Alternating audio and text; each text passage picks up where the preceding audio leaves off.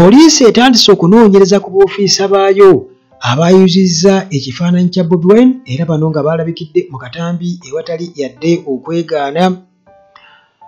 Stasha Mayanja mu katambi ng'anyeenya akabina. Hajati Stasha Mayanja muganda wange akatambi katabudde abatuuze. Waliwo omu ku ba aspirants ba NRM eyawangula bendera bw'atyo munnange afudde. Ate IGG Betty Kamya si birungi yadde n'akamu era ofiisi munnange yagiwadde yudda.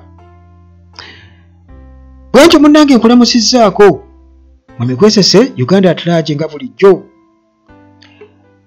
Tewerabira Hillside View Apartments gye bali nnyo wali ejjanyi ku Kyaki Entebbe Road Apartments omuli buli kimu. Tuuka ekajjansi Kitende Namulanda buuza ejjanyi ku Kyaki wogenda okusanga Hillside View Apartments. Maintenance Palace balina solar systems zonna, balina ebyamazzi byonna, balina ebyamasannyalaze byonna ne ttiimu ey'abakugu esobola okuyambako okubinstallinga. Ate nga ne ttiimu Property Consultants Limited bano batunda ettaka wamu n'okugula ettaka ery'ekyapa. Balina construction company era gwe bakubireko munnange bw'oba oyagala okuzimba ennyumba ey'ekirooto kyo. Okukozesa ne Mukisa Transport Services bano balina emmotoka ez'omulembe esobola okutambuza mu ggwanga wonna era bakubireko ku 074M933 074M933 eba Mukisa Transport Services Limited. Dr. Walinyo wano ku Uganda at large era nga kikulu nnyo okubeera abalamu ate nga munnange eddagala gye liri newankubadde nga batulimba nti eddagala liriyo batuweweeza ku bulamu naye ng'eddagala baba baagala kuwa eriweweeza osobole okubeera kasitoma. Naye ng'eddagala munnange gye liri kale gwe jjamu ku ennamba ya dokita wano ajja kuwa eddagala. Mukama Katonda munnange bw'atyo asaasire owone kye tusinga okubeera nga twagala. Tutandike tutya. Kakati munnange akatambye nga ofiisa omu saidi z'embaale ayuza ekifaananyi kya Bobi Wine era ba foot soldiers bwe batyo baamaze dde okubeera nga bamulabula, bamumanyi bulungi nnyo era bamulabudde. Kakati akatambi kano katabudde abantu.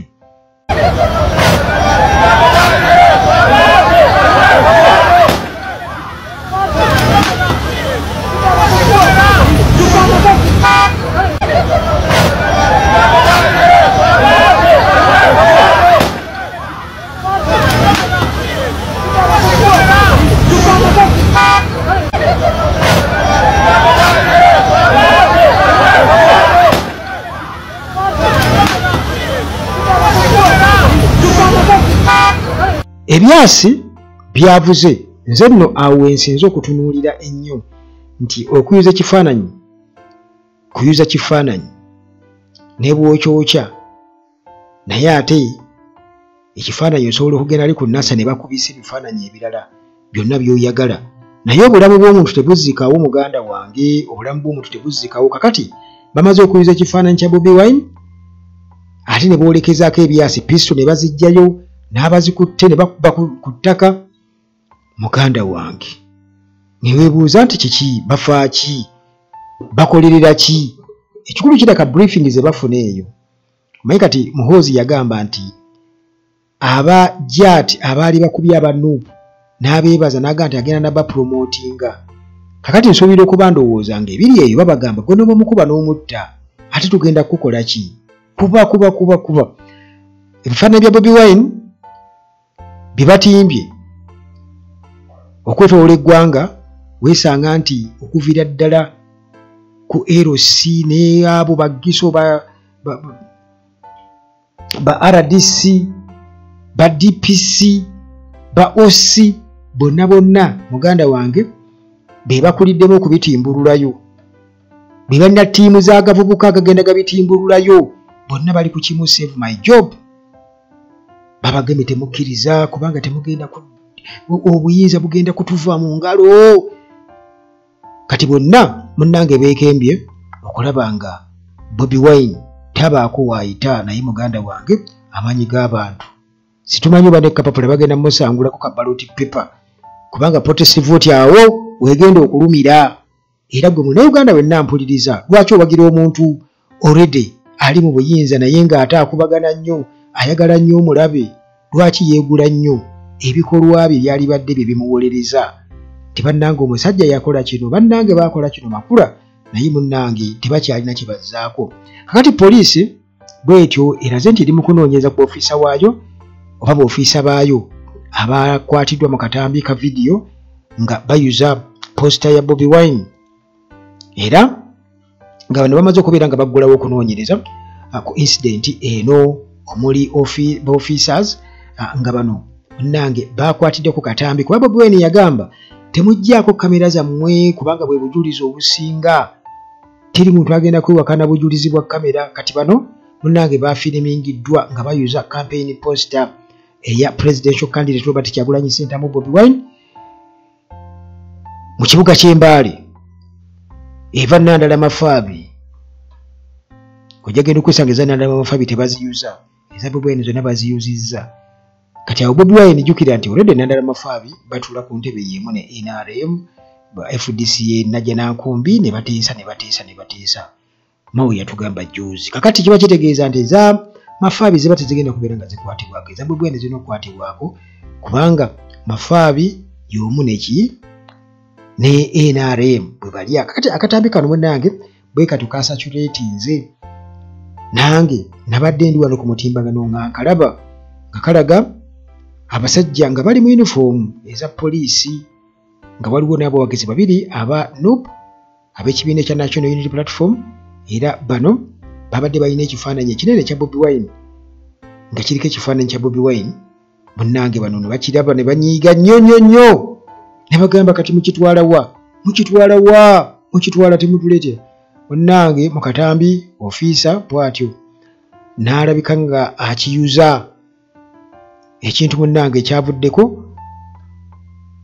akakuubagano okuba nti kabaawo wakati w'abawagizi ba NUP ne b'ofiisa bano. Kakati embeera eno bw'etyo munnange gye kiri nti yalabisenga kwegamba ey'effujjo era abasajja bano ne bajjayo emmundu zipisto baleka okubeera nga bakuba amasasi awo ku ttaka naye ndowooza ekyandiddiridde baali badde bakubako nnyama tebaategedde nti obaoliawo babakwata ku katambi naye babakutte naye nze ekikulu kya byonna gy'okuuza ekifaananyi kyandibadde awo naye okuggyayo emmundu amasasi g'eggwanga ne bagakuba mu ttaka so nga ate munnange tebalinaawo na kimu kye balinaawo oba ne panti eyinza n'okubanga nayo eri ku ssente wa musolo ne panti gy'ayambadde kuba byonna byabadde bambadde by'abantu si byabwe kuba abasirikale bo si bantu olwedde beeyisanga batali bantu kati tubalaba bulabi naffe. Kati munnange lunaku lwakuna poliisi bwetyo neekakasa nti kituufu akatambyako katuufu ddala era b'ofiisa babamanyi abo n'abaana babadde babamanyi babadde baboogera era nga babagamba nti munnange tujja kubakolako. Kati awo si wewava n'abantu ogenda okwokya zi poliisi ne balako okubeera nga beekwasa kubanga waliwo omuntu abeera akuma omuliro mu bantu. Kati munnange bwe batyo baatukakasiza n'ogamba nti bino byabaddewo Septemba nga 24-25 wali mu kibuga ky'Embaale Central Business District bagambye sooka osonyiwemu katono nnyo bagambye nti ne wano mu Kampala waabaddewo era incident efaanaganako bwetyo. Kati bali mu kunoonyereza ku butambi obwo bubiri ddala biki ebiriwo ebigenda mu maaso naye ng'ebigenda mu maaso era by'ebyofujjo lyabwe. Kakati munnange NUP mu mbeera efaanaganako bwetyo ey'ebisa amasasi okubeera nga gayitingana gajja tukesa gayitingana oba oliawo obaga nti amasasi gayitingana kitegeeza nti waliwo sayidi oluuyi n'oluuyi bonna balina emmundu naye kati oluuyi olumu telulina mmundu terunakwata mmundu lusookedde mu mirembe ekyo kyo nkyogera bwento lusookedde mu mirembe kuba bagamba nti anti munnange ebintu bigenda biwanvu wabwe bityo. Kakati NUP already sayidi z'erubaga wano babadde baggudde Olubaga South bano baleese medical brigade presidential medical brigade era nga balina ambulance gye bagamba nti egenda kuba munnange mu campaign ekozesebwa kubanga abaana bangi bafuna obuvune abamu ne batuuka n'okufa olw'okuba baluddwawo okubeera nga batwalibwa malwaliro. Mugga Adam Swift ono nga NUP aspirant owa Lubaga South MP bwatu yagambye nti kikulu nnyo okubeera nti brigade eno ekola medical brigade ekola era bwe bati munnange bagironkinze dda kuba kati bwetunuulira embeera eno ey'amasasi okubeera nga bwe gatyo abasajja bajjayo bujja ne bakuba kirabika munnange si kintu kirungi yadde n'akamu. Sitesha Mayanja kama Katonda. Ebo tunuulira ono wa kabina agenze n'okuyimba n'ayimba leero rubbish, very stupid. These are the idiots that make the opposition look bogus. Mboyo nayo opposition kino ekiwala ekiyimbi ogamba ye president of the party ogenze kuyimba candidate wo bali mu kumunominatinga oyimbira presidential candidate mulala, making us look as a bunch of jokers. Why are they using musicians in such a manner? Kigenze kiwuuba akabina n'akatambaala ku stage bwe bakiwalampa abasajja. Very stupid. Making a fool about our Islamic religion. No Islam. So how do you want to portray us? Oyo Hajati Sitesha Mayanja naye kwegamba nze kyongera okunkakasa kubanga yabadde ayogera Mohamed Ensere ebyayadde ayogera naye byebyo bwatu bye yakirabye naye ne yeerabira nti yabadde gye buvuddeko kyajje akyomera empuugo olw'okumulyako ssente. Kakati n'ono naye Sitesha Mayanja y'omu ku abo abaakola ebibiina. Mala okukola ekibiina ne kikona. Jjukira weetaaga ssente okikoze omanyi nti oteze. Mukoze kasako kamwe mugende wajje ne Museveni abawe ssente ne kirabika nti ssente zaayita wa Mao. Mao naye n'akola ki? N'awaako be yayagala abasigadde mmome. Kakati munnange balina genda mu campaign nabo bano n'ezaabwe. Balina genda kulwala ezajje ne Museveni kuba kati abo babadde Kololo. Ng'alina okunyeenya akabina Hajati munnange akasente afuna ak'abayimbi kubanga kirabika ebintu manyi kati abantu mu campaign season basuubira okuba nti ssente zigenda kubeera nnyingi nnyo era bw'okola ekibiina tutuuse okulaba ebibiina ebyo nga tebikampeininga kati nga ekya Mubaraka Munyagwa. Ekyo kya Mubaraka Munyagwa kiyinza obutakampeininga kuba ssente kuba mpozi nga baabawaddeyo bayinza okuba baabawaddeyo naye nsuubira okuba nga kiyinza okukona. Ne Katumba oyo ayinza okuba nga ku mulundi guli byabere bugumu ayinza okuba nga agenda basiga okusituuka mu bifo ebingi ennyo singa kiba nti ekibalo kyabwe kyafudde nga tebaabawadde ssente. Kuba Sitesha Mayanja mulaba kunyeenya kabina ku laale ya Museveni wali Kololo mu nomination muganda wange Brad Mayinja bonna bali mu kuyimba muzeeyi tuwe ku ssente. Kaakati muganda wange bw'olaba munnange olumye ku lyotanakoza kitegeeza nti embeera si nnungi yadde n'akamu. Waliwo aspirant wa NRM eyafudde saidi zeewa bagambye Shima aspirant wa NRM bwatyo munnange yafudde. Flag bearer wa NRM yasoose kufeintinga kuzirika oluvannyuma n'afa ate mu kaseera akatono ennyo babadde kuraale era kakati munnange mu mbeera kwegamba ey'ennaku tragic turn of events waliwo munnange embeera etaawoomeseza Nakabudulu mu kisaawe ky'ebyobufuzi wali Shema municipality tuli mu Western Uganda mu bugwanjuba. Kakati munnange wabaddewo okufa okw'amangu okwa Hakim Mugabi ono abadde flag bearer owa National Resistance Movement NRM. Mugabi ono abadde akolanga LC3 yakolako nga LC3 Kashozi division bwatu yafudde ku lunaku lwa 5 Septemba 19 2025 babadde mu campaign era amawulire munnange ag'okufa kwe bwe gatyo munene tugategeera oluvannyuma lw'okubeera nti nno tewabadde kyakukola yafudde naye ebyokufa kwe munnange tetubimanyiiko kiwambu kiri awo oluvuutu badde bamuloze teri amanyi oba bamutujjako ku ŋŋumi nga gye batujja Nabbanja teri amanyi nga yattuuse buttusi. Kale munnange era mbeera ya kiyongobero kubanga bwe tugendako ewa IGG Betty Namisango Kamya office yagiwaddeyo dda. Gen. Museveni yagaana okuzza contract obujja era munnange September ennaku z'omwezi nga 23.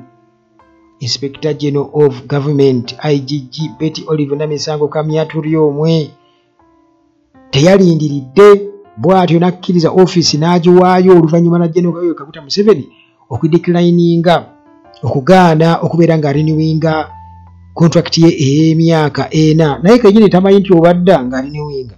Kakati munnange ono ne ba deputies be ababiri okuli Patricia Okiria Ochan ne Anne Twino Mugisha Mahairi bano munnange nga bamaze okubeera nga chapter yaabwe erabika eggalwawo era ku nsonga z'ebyobuli bw'enguzi n'ebirala bye badde banoonyerezaako ebintu munnange oba oliawo era ebibazaalidde maka ebyazaalira ku nsiko bayinza okuba balina bye baakwatako. Kakati Kamya yayingira office Julayi 2021 era njijukira omulamuzi yali omulamuzi Irene Mulyagonja ye yali munnange mu office era nga naye yali ayagala munnange okweyongeza ne bitasoboka. Kakati munnange emyezi giwezere ddala ng'agezaako okulaba nga Gen. Museveni azza contract obujja naye ne bigaana. Kati Museveni bw'atyo n'abeera nga teyakkiriza era munnange office Namisango Betty Kamya yagiwaddeyo dda eri Director of Legal Affairs at the Inspectorate.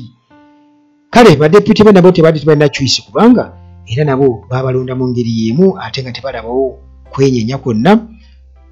Nabo bwe bati munnange kati balika babugeeza baami babiraba balina abaami baba kyabalina oba bayabuka n'oba baafa tireri amanyi naye y'embeera y'obulamu.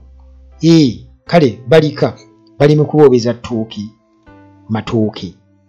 Kale munnange sigenda kubanga nsukkawo wano katusinkane mu bwezi zaffe eziddako wano ku Uganda Talaaji nga bulijjo. Mukama Katonda akuume.